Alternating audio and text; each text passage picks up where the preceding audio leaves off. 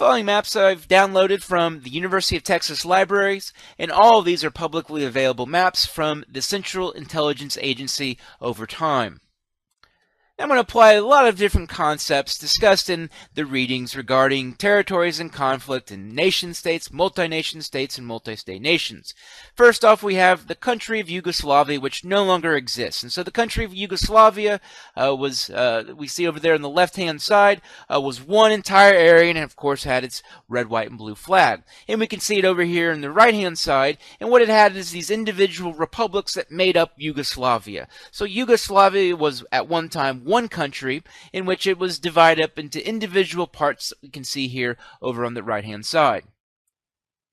I'm going to interject a key term, a shatter belt. So in the case of Yugoslavia, at one time it was one individual state, one individual country. However, this area historically, but also in the future, will continue to see its borders change. And so when we see areas that are constantly having the boundaries change, we call that a shatter belt. It's a key term. We'll also see this in Africa. We see this in parts of Latin America. We see this in parts of Asia, in which you have these individual areas you're going to continue to see the boundaries drawn and redrawn as new states emerge, but also boundaries change.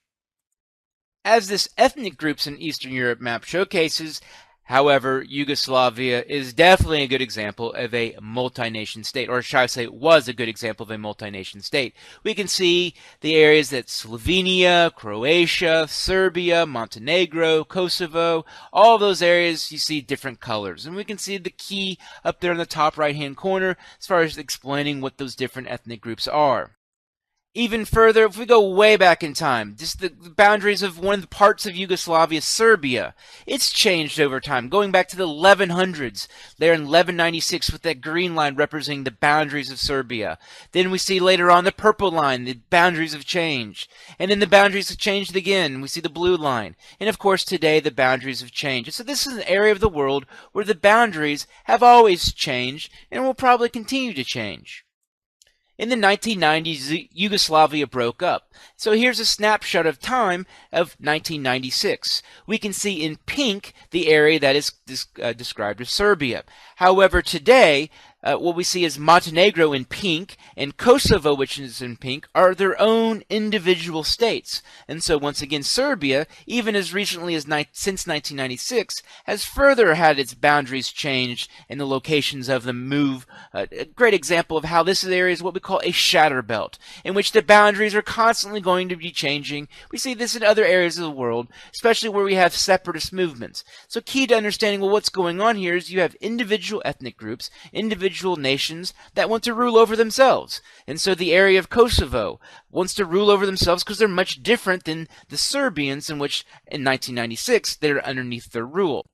So now when we look at Serbia, the previous map included Montenegro, which is shown here in red, representing the Montenegrins, their own distinct nation, but also the Kosovo area, which is showcased in kind of a goldish brown, which is Albanians, which we can see Albania is the country just south of Kosovo. So you can see how Serbia is, its own entity was definitely a good example of a multi-nation state, which included Montenegro and Kosovo at the time. So what ended up happening? Logically, the Montenegrins said, we want to rule over ourselves. Then the Kosovoans said, well, we want to rule over ourselves. And so these are examples of independent states that are relatively newly formed, that are essentially individual areas that have wanted sovereignty. They wanted to be able to rule over themselves. And so these were originally separatist movements that achieved their objective as far as reaching secession, separating and ruling over themselves. What we have here is the flag that is Kosovo, one of the newest countries.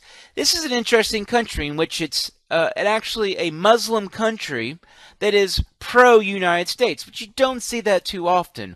What's going on there is why? Well, the Serbians were wanting to wipe out the Kosovoans. Why? In Kosovo there was resources that were seen as being quite attractive, quite lucrative, something which economically the Serbians could benefit from. And so essentially what was happening was ethnic cleansing, in which they're trying to wipe out all the Kosovoans.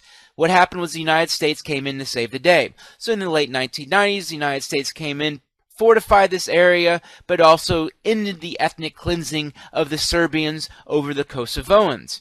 An interesting tidbit is Kosovo, inside this area of Kosovo, there actually are minority Serbs. So those minority Serbs, well, they would argue, well, wait a minute, we're though also been ethnically cleansed by Kosovans. So you can kind of see how this area is very complicated.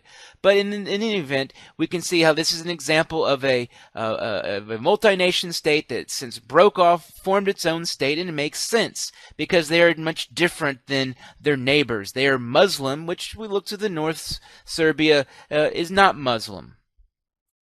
Now, since Kosovo has become its own state, it's slowly worked its way as far as adding countries or adding states that recognize Kosovo as a state. Once again, international recognition is a key component to is a state a state? Is Kosovo a state? But we can see the international recognition is definitely growing.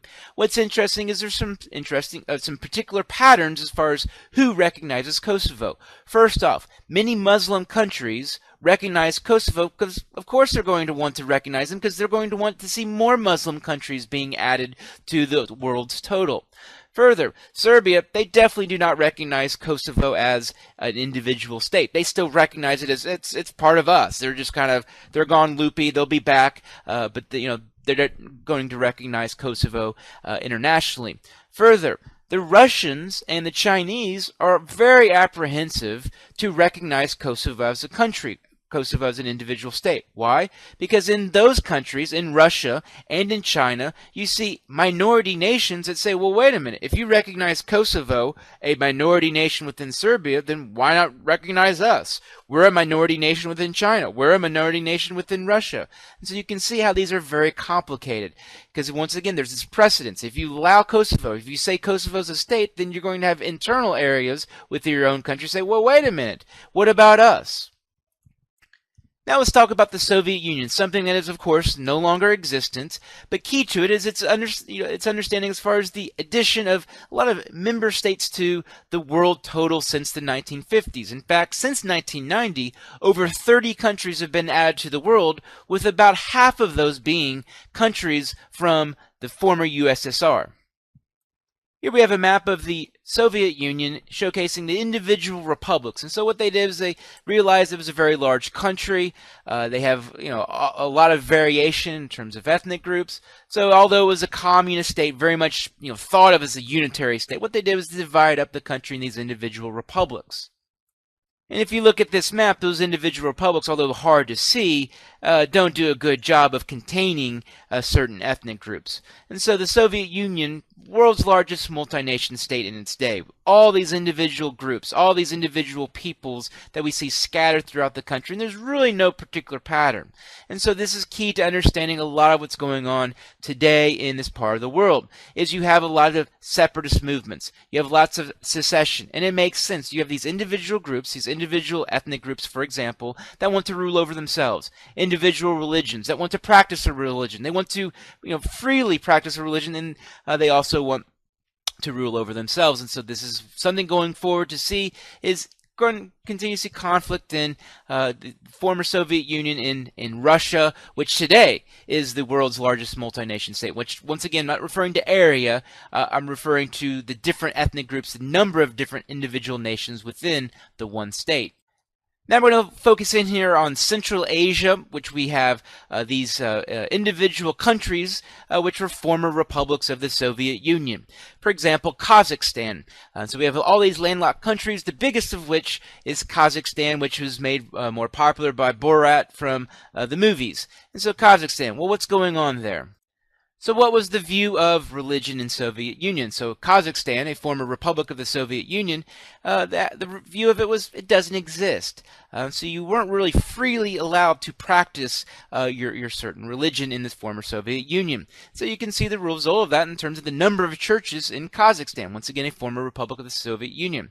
And so what happened was once the Soviet Union fell, and these individual republics essentially became their own countries, became their own states, gained sovereignty, essentially what happened was the churches came back. And so I'm not suggesting that communism is a good thing.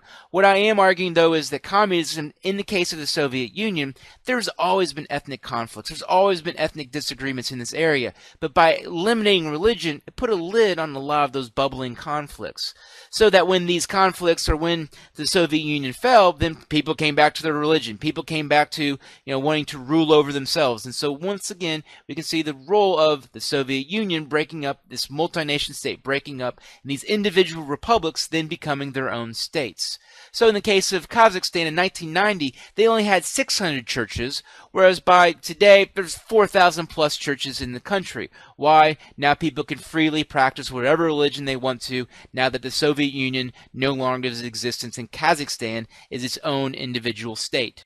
Further, Kazakhstan is also one of the few countries of the world in which it's actually de-urbanizing. It's actually seeing people move from urban areas to rural areas. Why? Well, during the communist era, during the Soviet Union, they set up Kazakhstan to be strictly an area in which its only purpose was to be an industrial powerhouse, to make stuff, to manufacture stuff. And so typically that's going to be found in a city. You're going to find the large industries in an urban area. And so what ended up happening was people then migrated to the key industrial areas, but then over time, as Kazakhstan then became its own country, a lot of those industries essentially were no longer. They were kind of wiped out. They had no more use. And so essentially what happened was people then moved out of these industrial cores, these industrial urban areas, creating a situation in which actually the country is de-urbanizing, which we don't see too often in the world. Now we'll go to a country that's been talked a lot this decade, and that's Ukraine. Ukraine is a good example of a multi-nation state in which there's two nations within the one state. And so to understand the conflict that occurs there in Ukraine, to understand why you see these groups shooting down planes, why do you see Russia supporting certain areas, it's key to understanding that it's ethnically quite diverse. This map, I think, will explain a lot of what's going on in the Ukraine. We can see the red areas are represented as places where the Russians are in large concentrations. So it makes sense why Eastern Ukraine, first off, has more people that are pro-Russia, people that are more likely to support anything that supports or helps Russia, versus the western part of the Ukraine, which is very much pro-Western, or let's think of it as being pro-Europe or pro-United States, in which they want to, free their country. They want to, they want democracy to thrive. They want, to open up their country to international migrants. Whereas the eastern part, it's definitely much more Russian, and it would rather have, instead of a pro-Western focus, a pro-Russia focus. We can especially see that in the southern tip of Ukraine there's a peninsula which kind of looks like an island there in the Black Sea, and that's the Crimea Peninsula, which we can see it's heavily colored there in red, and so it's dominated by Russians. So it makes a lot of sense why the Crimean Peninsula, why the people of that area would want to rule over themselves, and they want to be part of Russia. So because of that, Russia has since gone in, brought in some military, brought in some backup, because they see this area as also strategic in terms of resources. And I'm not going to get into the oil flow or the different flows of resources in this particular area of the world, but key to the Crimea Peninsula, key to that area that's dominated by Russians, is also its strategic location in terms of transportation of resources. Here we have the island of Ireland, which is separated into two different parts. Northern Ireland, which is a part of the United Kingdom of Great Britain and Northern Ireland, but pretty much the two-thirds of the southern part of the map is the Republic of Ireland, which is its own country, its own state. And so here we have, once again, two states that are represented on this one island. But the Republic of Ireland, much different than Northern Ireland. The Republic of Ireland, you're going to see overwhelmingly much more Catholic. In fact, 92% of the population is Catholic. However, in Northern Ireland, you don't see as many Catholics, only 42%. So if you go into Northern Ireland, one of the key cities is Belfast. And U2, the band U2, the rock group, wrote a song, Bloody Sunday, which was about a conflict there in Northern Ireland in the city of Belfast, where the Catholics, the Irish Catholics, were persecuted, were essentially people were fighting them, people were trying to wipe them out of the area. And so this is not something you really see anymore since the 1990s, but this is an area of Europe, of what we would think of as stage 3 or stage 4 country, a developed country, in which it's had a recent conflict, a recent series of conflicts, and it makes sense because of the ethnic differences, the different nations that share this one island.